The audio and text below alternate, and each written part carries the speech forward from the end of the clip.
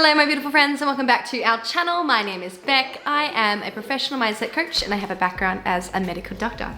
I liberate driven, professional women from perfectionism, imposter syndrome and people pleasing so they can show up in their life proudly, expressing and asserting themselves in both their professional and personal lives. In today's video, I want to talk about a common thought error or misinterpretation of other people's emotional states and behaviors that causes a lot of distress in us, especially as people pleasers, perfectionists, but also commonly sets up this pattern of adjusting and accommodating our behavior to try and make somebody else feel better and take responsibility for their emotions, or at least not make them feel worse. Let's talk about it. So common situations where this happens is when we've done something that has made another person feel frustrated or disappointed. You could insert a long list of different unpleasant negative emotions here, but common ones that come up are a fear of disappointing somebody or the regret that we feel for disappointing somebody, and the same thing for frustration. When we frustrate somebody, we perceive that we frustrated somebody, or the fear of frustrating them. Now as doctors, this comes up all the time in our professional work in the hospitals, especially because most of us have this understanding of our colleagues that everybody is overworked, everybody is on the brink of burnout, and everybody's struggling in some way. And even if we think that this person's not struggling or having a good day, the last thing that we want to do, knowing how difficult the balance is of this doctor life, the last thing we want to do is ruin their day or make their day harder. Now, when I think about wanting to avoid or the fear of disappointing or frustrating somebody, instantly I can recall all these different examples from my clients where, because of the fear of disappointing somebody, we will not make a decision that is best for us, that's right for us, and that we think is actually in the greater good, because we would rather not disappoint them, because disappointing them seems like the worst thing in the world, at least in our mind's superficial and often subconscious calculation. And thinking to situations in the hospital where you're afraid of or wanting to avoid frustrating somebody, simple but very important things don't get done, such as clarifying complex plans or even simple plans, but nonetheless important plans. If you feel like you don't want to ask your colleague or anybody on your team, senior, junior, or allied health, in whatever case, if you fear clarifying important questions in your professional work because you're worried that it will make them feel frustrated, then we can easily end up in the trap of not doing what's best in our professional and personal integrity here too. And also as a doctor at any stage, consultant, specialist level as well, we always have more to learn. And asking questions can be something that we avoid doing because we don't want to frustrate somebody who we perceive as having not much time or not much energy, not much bandwidth.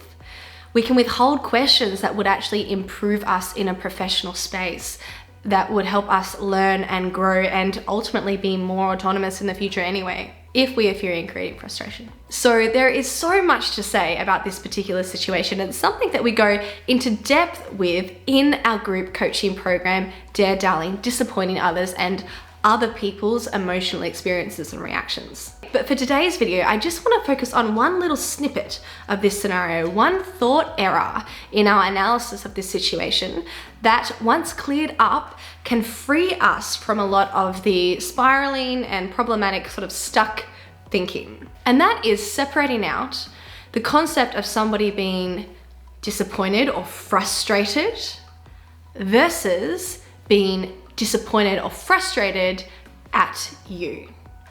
All right. So take this situation that came up with one of my clients for an example.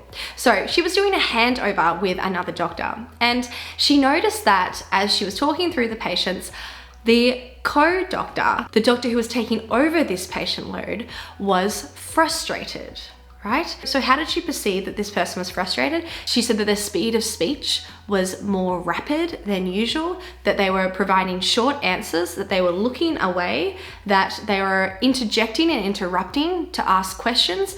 They generally seemed like they were in a rush. And so from that, she perceived that they were frustrated. For the sake of this video, let's just pretend that we can mind read, and that's what was actually happening. Her co-doctor was genuinely frustrated and experiencing frustration in that moment.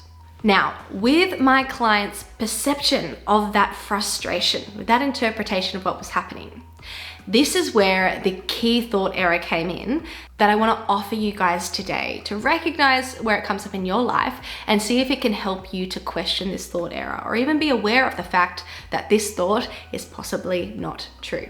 And that is, she perceived that in this conversation, the other doctor was frustrated, but she went so far to interpret that they were frustrated with her.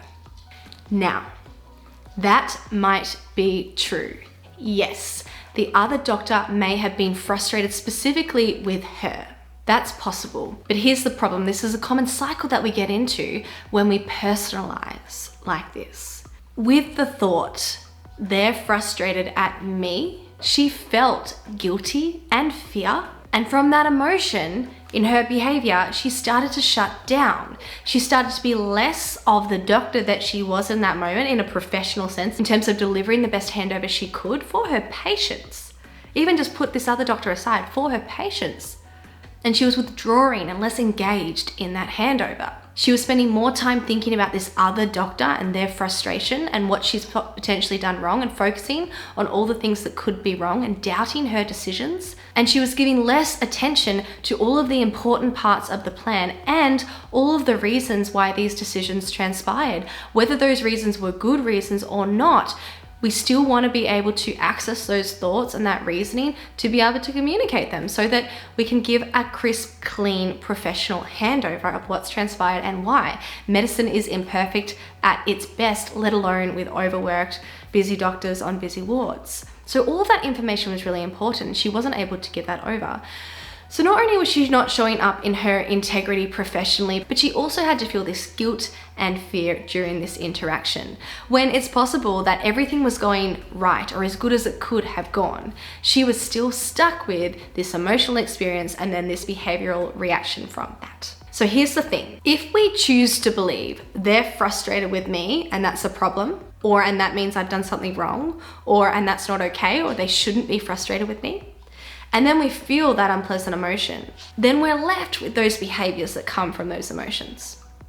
So yes, it may be true that they're frustrated with you, but is it useful for you to make that assumption and fill in those gaps and make that a problem? In most cases, for most people, and you've got to check this for yourself, you use the cognitive program to check how you show up with those thoughts yourself. In most cases, it's not helpful, and in fact, it's usually a hindrance to us. And it steals from us. It steals us being able to show up at our best and in our integrity.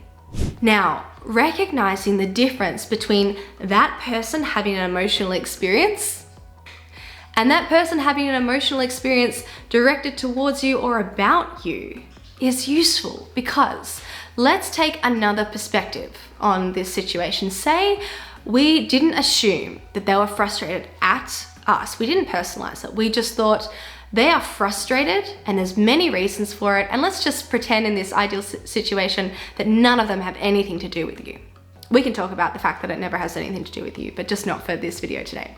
Let's just say, for theory's sake and for motivation's sake, that you know that their frustration has nothing to do with you. So instead you notice they're frustrated, and then you have the thought, they're frustrated and I can understand why. They're frustrated because they have a lot on their plate. They're frustrated because this patient load is difficult. Or even, I notice they're frustrated, I wonder why. If you were to choose to take on any of these thoughts, as opposed to the one where you personalize their frustration, I want you to notice what emotional state each of those thoughts create for you. And then recognize the impact of that emotional state on your behavior. This is key. You do not know why they are frustrated, and short of directly asking them why they're frustrated, there's no other way for you to know. And even if you did ask them why they're directly frustrated, they might not tell you the truth anyway. They might not tell you that they're frustrated with you. But the point is, when you personalize it, you're stuck with these emotions, guilt and fear, that create behaviors that often we don't like and aren't in our integrity. But when you recognize that that thought's not necessarily true, and you get access to all these other interpretations of why this person is feeling frustrated, then you don't have to feel the guilt and fear.